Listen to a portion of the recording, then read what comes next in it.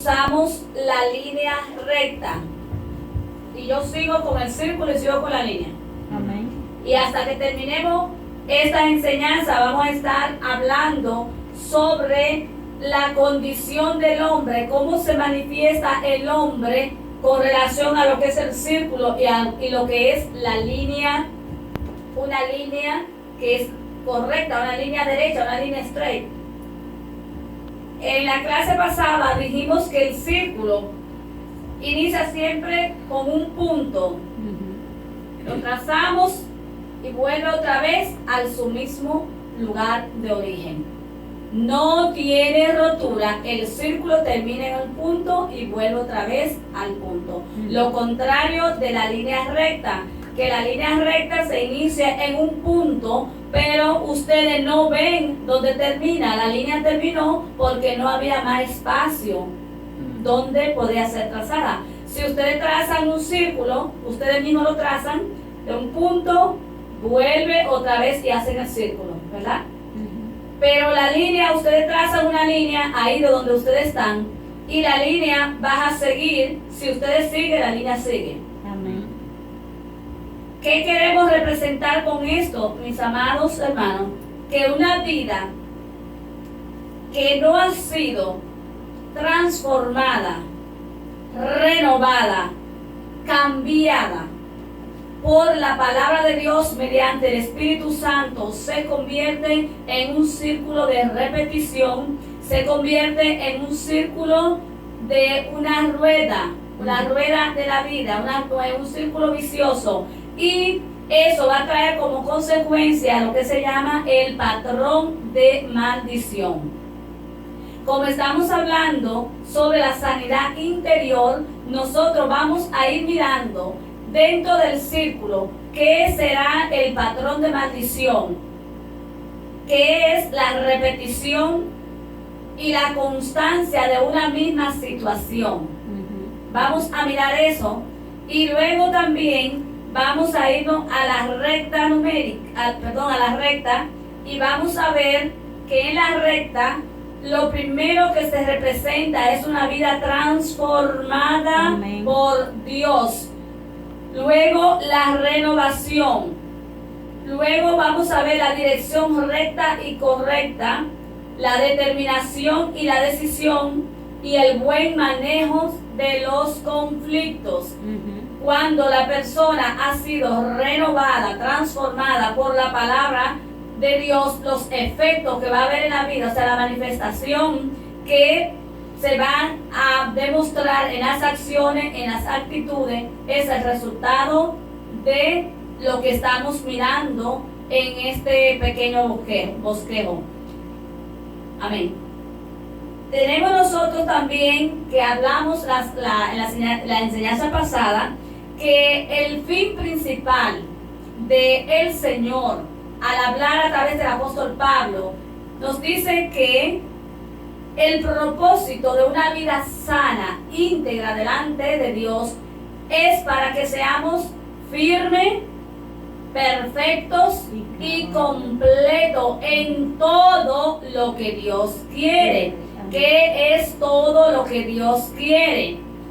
Lo principal al Dios crearnos, al Señor hacernos como hablamos anteriormente, es que el ser humano, toda la persona que al venir a la iglesia conoce al Señor, ha entregado su vida, ha tomado el paso de fe, es una vida lavada por la sangre de Cristo. Al lavarse por la sangre de Cristo, necesita ser una nueva criatura. Al ser una nueva criatura, ya esa persona pasa a ser parte de la familia de Dios.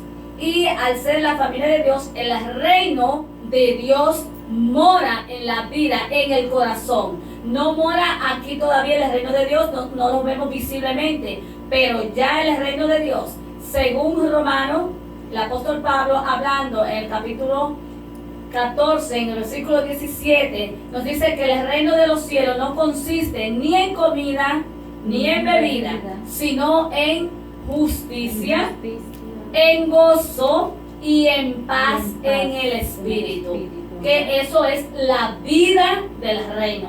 ¿Puedes decir conmigo? La vida del reino. ¿En qué consiste la vida del reino? En esas tres condiciones: en la justicia, en el gozo y en la paz del Espíritu.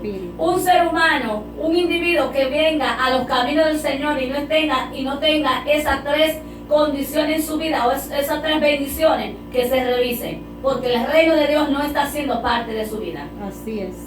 Por eso es tan importante estas enseñanzas, porque vamos a ver qué son esos tres elementos, esas tres condiciones en la vida del creyente.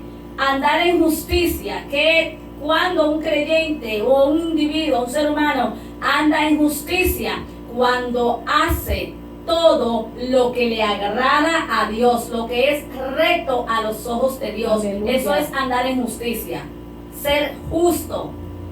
¿Qué es andar en gozo? Es disfrutar de ese deleite, de esa quietud, de ese disfrute inexplicable, que aunque vengan tormentas, problemas, el creyente que tiene el reino de Dios en su vida vive en gozo. Amén. ¿Y qué más que la paz?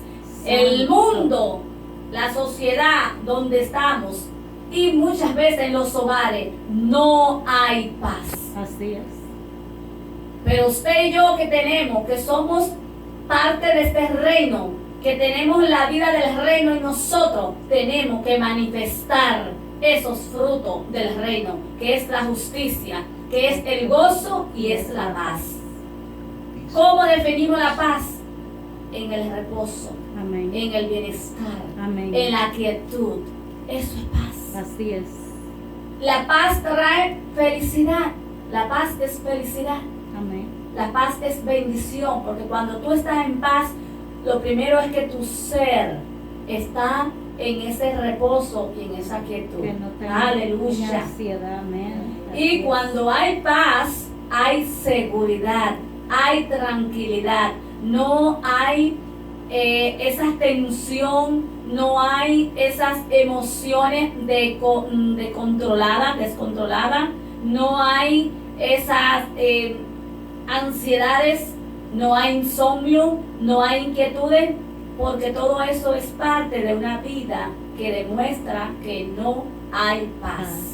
Amén. Amén. Hasta ahora vamos a eso, haciendo un pequeño resumen de lo que ya hemos hablado. Amén. Amén. Así es. El apóstol Pablo en Efesios, en el capítulo 4, versículo 13, está hablando de uno de los principios importantes como resultado de una vida que ha sido sanada interiormente, y cuál es la finalidad de la palabra en el camino del Señor. Si alguien lo tiene, por favor, me lo vas a leer en Efesios 4:13. Hacia dónde el Señor quiere que nosotros lleguemos y qué meta es lo que Dios decide que nosotros tengamos. Amén. Dice la palabra del Señor en el nombre del Padre y del Espíritu Santo. Amén. Hasta que todos lleguemos a la unidad de la fe y del conocimiento del Hijo de Dios, a un varón perfecto, a la medida de la estatura de la plenitud de Cristo. Gloria a Wow. Dios. El pastor pudiera volver a leer pausadamente y atentamente. Amén. Esa finalidad, esa meta, ese propósito de nosotros como hijos de Dios, que hemos sido lavados, que hemos sido transformados, y que dentro de nosotros hay una seguridad y una sanidad. Amén. y se puede manifestar lo que es la vida del reino. ¿Cuál es la finalidad? Dice, hasta que todos lleguemos a la unidad de la fe y del conocimiento del Hijo de Dios, a un varón perfecto, a la medida de la estatura de la plenitud de Cristo. Gloria a Dios. Gloria a Cristo. Hasta llegar hasta la plenitud de un varón perfecto. Wow, hermano. Pero yo le puedo decir a ustedes algo, que una vida que ha sido transformada por Dios, su punto final, su límite es el cielo. Amén. Amén. Porque mientras esté en este mundo es triunfo, triunfo y victoria. Porque ahí Aleluya. el apóstol Pablo termina de decir, hasta llegar a la plenitud, A la unidad de la fe. a la unidad de la fe, al conocimiento de quién, del Hijo de Dios del Hijo de Dios y a un varón perfecto. y a un varón perfecto. Y en el capítulo 4 de Colosenses, ahí mismo encontramos la otra finalidad de una vida sana que ha sido procesada y cambiada por Cristo. Dice el apóstol Pablo, para que estemos firmes, Y cabal. perfectos y completos. Mire, hermano, cuántos galardones lindos Gloria tiene a el Dios. Señor. Aleluya. Cuántas bendiciones, cuántos beneficios. El Evangelio es tan lindo. El Evangelio es algo, hermano, sencillo. Es que a veces nosotros lo complicamos. Pero el Evangelio es algo muy sencillo. Y Cristo lo dijo. Y los más beneficiados somos nosotros cuando realmente buscamos del Señor. Aleluya. Pero retomando de nuevo nuestro tema inmediatamente sobre cuál es el origen de que hay circunstancias que impiden, y vamos a decirlo así, a los creyentes llegar a ser perfecto, completo y firmes en el Señor. Y otros no pueden llegar todavía a la plenitud de ese varón perfecto. Muchos mueren a la mitad de la vida, otros mueren sin haber cumplido el propósito de Dios. Hay algo que detiene que se Aleluya. den esos propósitos en Dios. Amén. Y eso lo vamos a ver, porque en la lectura, y gracias al Señor que mi hermana, la pastora, confirmó la lectura de Lucas 4:18, cuando el mismo Señor, cuando inició su ministerio, por primera vez que fue a la sinagoga, habló la profecía de 700 años que Isaías escribió en el capítulo 61. Y Jesús cogió el rollo y se paró en la sinagoga y leyó el rollo donde decía que Él vino, el Espíritu lo había enviado a dar libertad a los cautivos, a los que están presos, libertad, a los oprimidos, a que fueran libres. Para eso es el reino de Dios, a eso que el Señor vino, y Él cumplió el ministerio. Él cumplió la misión que Dios lo mandó. Amén. Pero ahora nosotros estamos en el lugar de Jesús. Ya Jesús no está, pero estamos nosotros que hemos entendido la palabra. Amén. Ahora nosotros vamos a llevar este mensaje, esta palabra, que son palabras vida, que son vida, como dijo el mismo Jesús en el libro de Juan, porque mis palabras son espíritu y son vida. Cuando tú das esta palabra y la das como está escrita, no son palabras de hombre, es la palabra de Dios y es la palabra la que transforma. Por eso nosotros no tenemos que usar ninguna palabra de nosotros, es lo que está escrito. Amén. Por eso que el Evangelio, el dar la palabra a otro, es decir, oye, dice la Biblia, Amén. dice la palabra, que Él vino a buscar y a salvar lo que se había perdido. No son mis palabras, ni son las palabras de ninguno de ustedes. Amén. Es la palabra de Dios. Aleluya. Ahora, pero ¿qué impide en la persona, que sean personas decididas en esta vida, que no logran el propósito de Dios porque están retenidos? Y muchas veces no saben por qué están retenidos y aún están dentro de la iglesia 5, 10, 20, 25 años y están viviendo vidas oprimidas. Y si no están viviendo la vida en opresión, tienen influencias o muchas veces tienen asuntos no resueltos en su alma, en su vida interior. Así es. Por eso hablamos de la totalidad del ser, la integridad del ser, que está formado por alma, cuerpo y espíritu, y lo confirmamos por la palabra. Pero, vuelvo y les repito, al nosotros conocer todo esto en la vida del ser humano, hay un área donde solamente y únicamente puede trabajar el Espíritu Santo y la palabra, que es el espíritu del hombre. Amén. El espíritu del hombre. ¿Y cómo nosotros conocemos el espíritu del hombre? A través de sus actitudes y su accionar.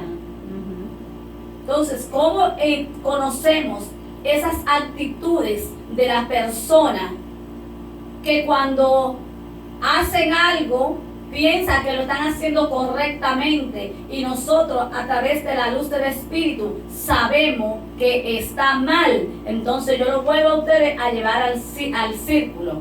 Esa persona, la condición espiritual, está viviendo en un círculo vicioso de repetición que muchas veces no se ha dado cuenta cuál es la condición espiritual que está viviendo aún estando dentro de la iglesia. Así es, así mismo. Lamentablemente, pero es así, porque venimos al Señor, pero no nos dejamos trabajar por la palabra. Amén. Porque para que la palabra trabaje en nosotros debemos de tener una determinación, debemos de tomar una decisión de dejar que Dios obre en nuestras vidas. Así es. ¿Cuál será el origen principal de que se impide, de que hay tanta problemas, muchas veces conflictos, raíces de amargura, falta de perdón, dolor del pasado, trauma?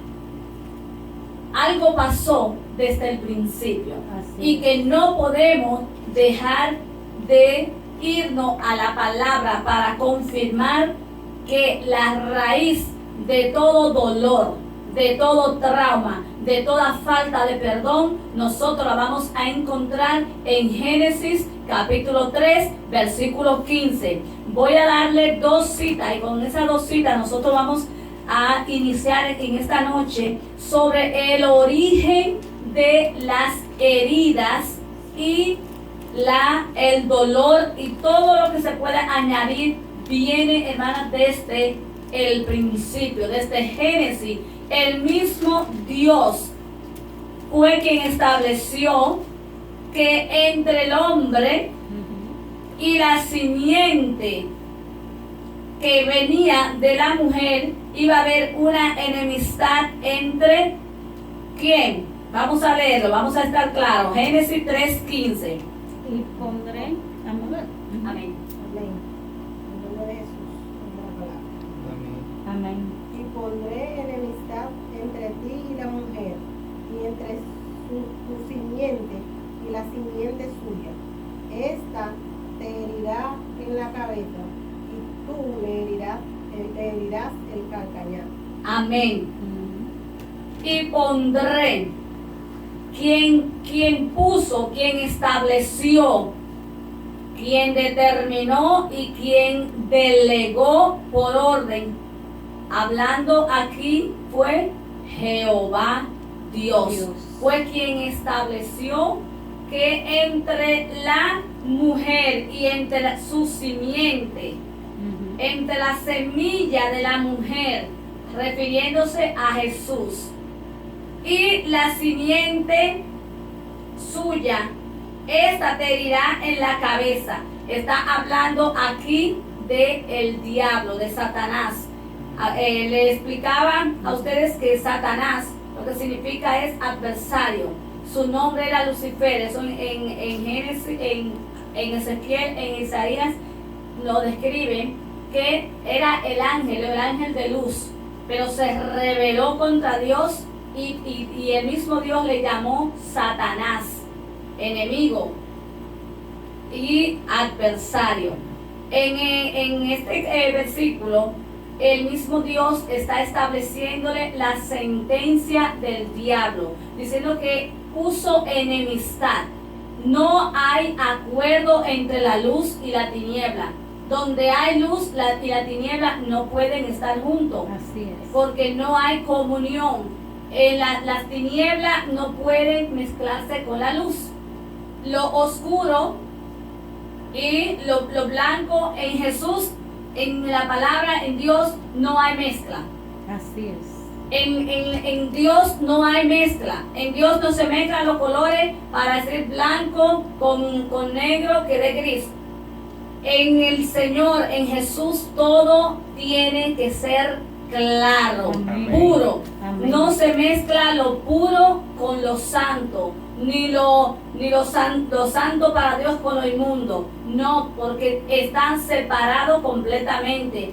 Hasta que la persona no entiende y tiene esto claro, y muchas veces lo que está confundido porque no sabe distinguir dónde hay tiniebla, cuándo es tiniebla y Exactamente. cuándo es que es luz.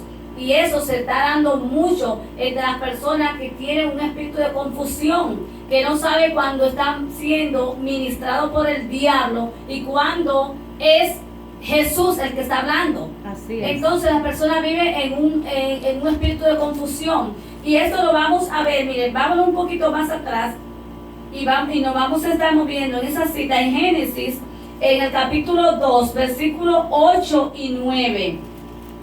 Vamos a ver cómo comenzó esto. El versículo 8 del capítulo 2. Y Jehová Dios plantó un huerto en el Edén, al oriente, y puso allí al hombre que había formado. Y Jehová Dios hizo nacer de la tierra todo árbol delicioso a la vista y bueno para comer. También el árbol de vida en medio del huerto, y el árbol de la ciencia del bien y del mal. Voy a volver a repetir el versículo 9. Y Jehová Dios hizo nacer de la tierra todo árbol delicioso a la vista y bueno para comer. También el árbol de la vida en medio del huerto, y el árbol de la ciencia del bien y del mal. ¿Cuántos árboles habían en el medio del huerto? Dos. Dos, el del bien. Él dice que Jehová hizo nacer de la tierra árboles deliciosos a la vista. Es decir, que ellos tenían para escoger. Ahí había muchos árboles que eran deliciosos a la vista, pero también eran buenos para comer, porque el Señor hizo todo. Es decir, que ellos tenían que comer, tenían para disfrutar. Pero me gusta la siguiente parte luego. Dice, también el árbol de vida en medio del huerto y el árbol de la ciencia del bien y del mal. Y nos vamos entonces al capítulo 3 y vamos a ver esto.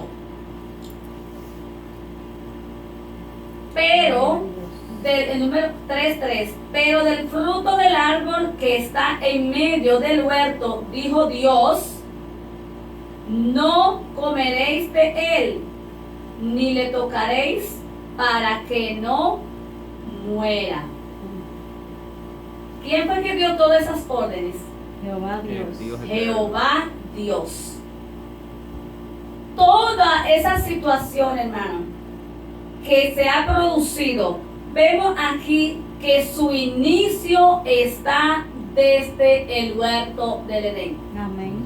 Todo se inicia, todo el problema, todas las situaciones del hombre comienza desde la desobediencia a lo establecido por Dios. Así Creó es. árboles, hizo nacer del árbol, pero habían dos árboles. Estaba el árbol de la vida, que ese árbol lo vemos también en Apocalipsis, que es refiriéndose a quién. ¿Quién es el árbol de vida? A Jesús Cristo. Pero también estaba el árbol. ¿Cuál era el otro árbol? El árbol de la ciencia de qué? Del bien y del mal. Y del mal. O sea que era un árbol que tenía esa semilla. Y esa semilla era del bien y del mal. Ajá. Santo. ¿Estamos entendiendo? Amén. Pero, ay santo, hermano, miren solamente, y vamos a detenernos, cómo es la astucia. Del enemigo. Que el Señor los reprenda. En el nombre de Estaban Jesús. todos, Adán y Eva estaban quietos en su huerto, tranquilos, disfrutando de esa paz, de esa armonía, de esa comunión, hasta que comenzó la serpiente antigua, el diablo en forma de serpiente, A coletear. a insinuar, Que se a insinuar. reprenda. con que a mí me llama la atención en el versículo 2, en el 3, perdón. Pero la serpiente era astuta, más que todos los animales del campo que Jehová Dios había hecho, la cual dijo a la mujer: con que Dios os ha dicho, no coméis de todo árbol del huerto. No coméis de todo árbol. Eva le explica: pero del fruto del árbol que está en medio del huerto, dijo Dios, no comeréis de él, ni le tocaréis, para que no muera. ¿Cuál era ese árbol? El árbol de la ciencia del bien y del mal. Pero ese no lo mandó a comer. Que el Señor lo reprenda. ¿Qué pasó? Ellos comieron. ¿De eso fue que comieron? Comieron del árbol de la ciencia del bien y del mal. Pero Comieron de la semilla. Y Jesús le dijo, y ustedes, no sé si ustedes pueden captar conmigo. Aquí no habla Jesús sino Dios. Jehová Dios le dice, para que no mueran. ¿Jehová lo iba a matar? No. Jehová no lo iba a matar. Para que no mueran. ¿Quién es que iban a morir? Eran ellos mismos. Ellos mismos se iban a matar ellos mismos. Eran ellos que se iban a separar de esa comunión de Dios. Le dijo, para que no mueran. Pero no comió de los otros, sino del que Dios había prohibido. ¿Cuál era ese árbol? Ese árbol era que el fruto de ese árbol contenía ¿qué? El bien y el mal. Pero ¿qué sucede? Inmediatamente, si seguimos leyendo el capítulo 3, vemos la sentencia de juicio de Dios. Pero inmediatamente ellos probaron la semilla del árbol, o sea, lo que comió el fruto, lo que fuera, no especifica el que fue a manzana, nada, comió la semilla. Esa semilla, el resultado de esa semilla era el bien y el mal. Amén. Era el bien y el mal. Así No es. podían comerlo. Pero si nosotros vemos la palabra que dice que inmediatamente ellos comieron, ¿qué fue? Que reconocieron que estaban como desnudos. Inmediatamente el hombre peca. Inmediatamente hay una separación de la luz de Dios. Inmediatamente ellos reconocen y toman ellos su decisión. Tomaron su decisión. Y ahí, hermano, es el punto importante que nosotros tenemos que tener en cuenta. Inmediatamente ellos desobedecieron, comieron de la semilla de ese árbol. Inmediatamente, automáticamente entró en ellos la semilla de la decisión propia. Entró en ellos la decisión de su juicio propio. ¿Por qué? Y vemos que más adelante ellos inmediatamente ¿qué hicieron? Que se confesaron su vestido con hoja. Ahí se nota que el hombre inmediatamente toma su decisión sin tomar en cuenta a Dios. Y el fallo